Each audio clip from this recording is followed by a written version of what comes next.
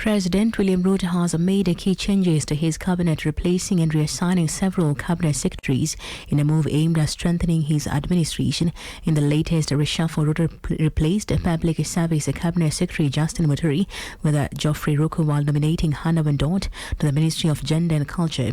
Additionally, former Environment CS Aden Dwale was moved to the Health Ministry, while Deborah Barasa, previously in charge of Health, was reassigned to the Environment docket. State House spokesperson Hussein Mohammed in a statement said the changes are meant to enhance the cabinet's ability to drive Kenya's socio-economic transformation.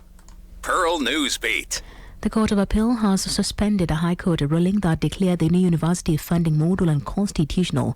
Justices Patrick Akiage Walden Career and John Gugi directed the government to establish an appeals mechanism for students dissatisfied with the funding decision within 14 days. They also ruled that students must be informed that the model is under legal challenge. The High Court had earlier nullified the variable scholarship and loan funding model, citing discrimination and lack of public participation. However, the state defended it, arguing that it fairly categorized students based on financial need. The matter remains in court as the government seeks to overturn the initial ruling.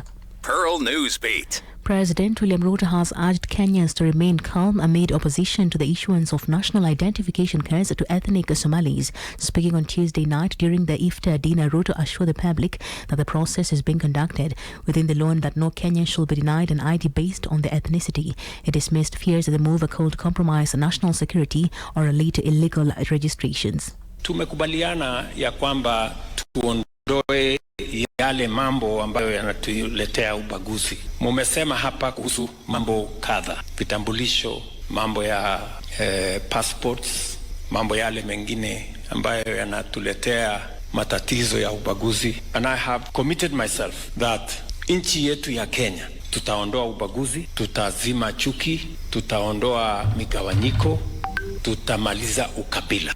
Interior Cabinet Secretary Kipchumba Murkomen has defended security agencies against a growing criticism of rising cases of banditry and terror attacks. Speaking at the National Police Service Development Partners Roundtable, Murkomen dismissed media scrutiny, arguing that many critics fail to understand the challenges officers face. He offered to take journalists to security operation zones like Elwak to witness the risk firsthand.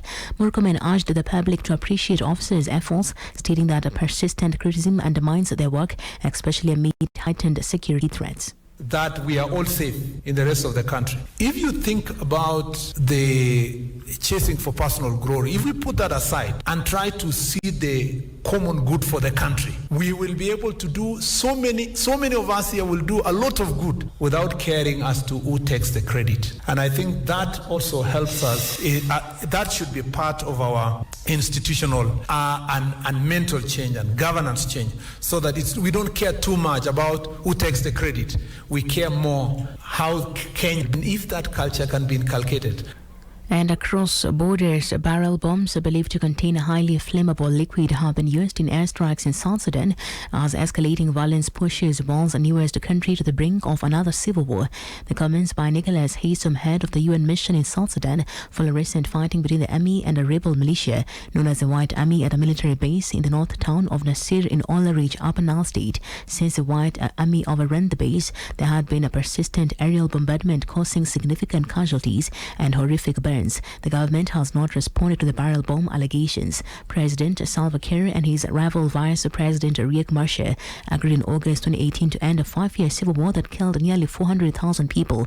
But over the last 7 years, the relationship has become increasingly strained amid ethnic tension and sporadic violence. Earlier this month, Uganda said it had deployed troops to South Sudan at the request of President Kiir's government, though Juba has denied this.